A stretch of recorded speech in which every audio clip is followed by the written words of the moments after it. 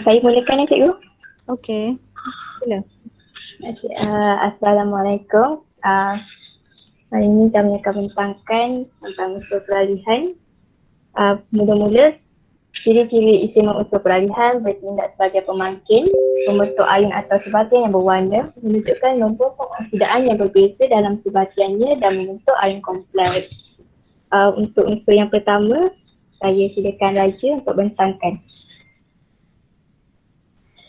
Okey. Unsur yang pertama ialah ferrum. Ferrum digunakan sebagai pemangkin dalam proses Haber untuk pembuatan amonia. Proses Haber merupakan antara tindak balas yang cukup umum yang melibatkan pemangkin logam peralihan. Hasil proses ini adalah amonia melalui tindak balas antara nitrogen dan hidrogen menggunakan besi ataupun ferrum sebagai pemangkin. Tindak balas ini merupakan pemangkinan heterogeneous.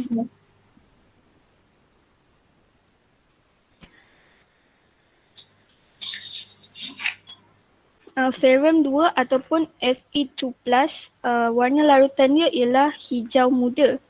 Manakala ferrum 3 ataupun ferrum 3+, warna larutannya ialah perang atau kuning keperangan.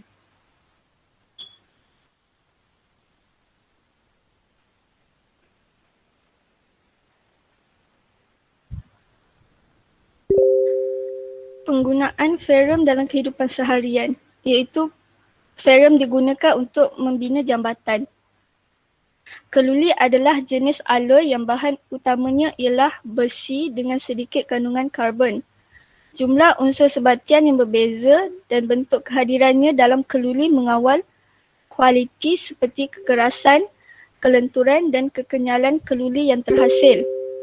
Besi dengan peningkatan kandungan karbon menjadi lebih kukuh dan kuat berbanding besi, tetapi ianya juga lebih rapuh. Yang seterusnya saya akan membentangkan tentang kobalt. Logam ini berwarna kelabu perak, mula beracun dan digunakan dalam alloy dan sebagainya. Kobalt ni secara umumnya diekstrak daripada sektor pelombongan kuprum dan nikel. Saya ambil contoh halida-halida kobalt yang biasanya memiliki bentuk kontang dan hidrat seperti kobalt 2 klorida yang berwarna biru apabila kontang dan merah apabila dalam bentuk heksahidrat. Boleh dilihat kat sini, contoh dia kobalt klorida heksahidrat yang berwarna merah. Contoh lain, kobalt fluorida yang berwarna merah jambu, kobalt klorida berwarna biru, kobalt bromida yang berwarna hijau dan kobalt iodida yang berwarna biru kehitaman. Seterusnya, tahap pengoksidan umum bagi sebatian kobalt termasuklah positif 2 dan positif 3. Di mana sebatian-sebatian mudah kobalt biasanya memiliki tahap pengoksidaan positif 2 dengan tahap pengoksidaan kobalt boleh berada dalam julat antara negatif 3 ke positif 5. Seterusnya, kobalt ni dia sering digunakan dalam penghasilan alloy serta bateri termasuk bateri bagi kereta.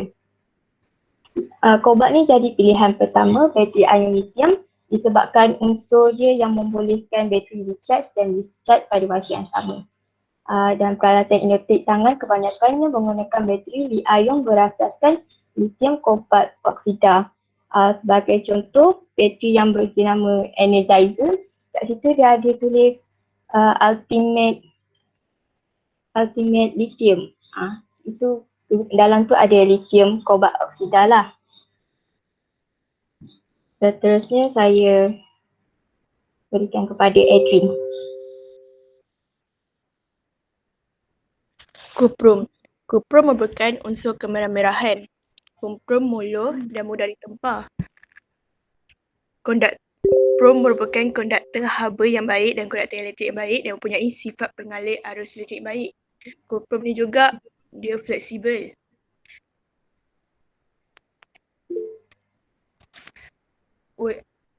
Nombor pengoksidaan kuprum ialah +1 dan +2. Ion berwarna untuk kuprum ialah berwarna biru. Kuprum mudah ditempah dan dibentukkan menjadikan kuprum adalah dawa yang baik digunakan dalam industri pembinaan wayar perumahan Unsur kuprum yang mampu memproduksi elektrik yang tinggi telah digunakan sebagai dawai dalam sistem pendawaian di kawasan perumahan. Kuprum ialah pengalir elektrik yang cekap, memberi laluan rintangan rendah untuk pengaliran elektrik. Hasilnya, ia dapat mengurangkan jumlah elektrik yang diperlukan oleh alat dan membantu mengurangkan pembentukan haba disebabkan rintangan elektrik. Kuprum juga mampu menjana medan magnet dan membolehkan pendawaian kuprum untuk berfungsi berdekatan dengan peralatan magnet sensitif dan menurunkan jumlah gangguan elektromagnetik. Ciri kuprum dan mudah fleksibel membolehkan kuprum mudah untuk dibengkokkan dan menjadi wayar. Tambahan, kos untuk membuat wayar menggunakan kuprum itu juga menggunakan kos yang rendah dan kuprum juga mampu menahan hatisan dan dapat bertahan dalam tempoh yang panjang.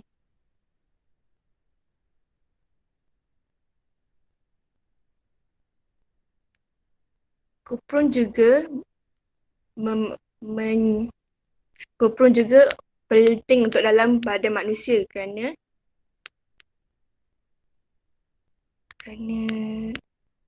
ia membentuk tisu penghubung dan pemindahan tenaga dalam badan manusia.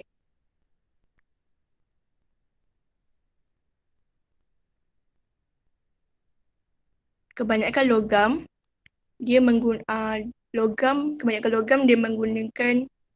boleh menghaluskan elektrik, tapi kadang-kadang dia menggunakan terlalu banyak haba sampai kadang-kadang boleh menyebabkan arus elektrik, menyebabkan wayar tu terbakar. Tapi kuprum tidak. Kuprum punya ciri istimewa yang dapat mendapatkan arus elektrik yang paling terbaik untuk setiap kawasan perumahan. Jadi disebabkan itulah kuprum terkenal dalam industri dawai elektrik negara dan dunia. Tak ada soalan kan? Ada soalan tak? Kalau begitu, saya serahkan benda ni kepada Nur Iliana. Okey, sekarang merkuri adalah logam perak. Ciri-ciri merkuri berwarna perak, cahaya pada suhu bilik, tidak berbau dan berkilat. Merkuri biasanya menunjukkan keadaan pengoksidaan positif 1 ataupun positif 2. Kadang-kadang ia ini mempunyai keadaan pengoksidaan positif 4. Ion merkuri bersifat jernih dan tidak berwarna dalam konsentrasi rendah maupun tinggi. Maksud konsentrasi jumlah zat yang terlarut dalam setiap satuan larutan atau pelarut. Penggunaan merkuri dalam industri untuk membuat termometer, barometer dan alat saintifik yang lain. Merkuri ni dia sangat bahaya sebab dia boleh mendatangkan kat manusia kanser kulit, kanser payudara dan sebagainya.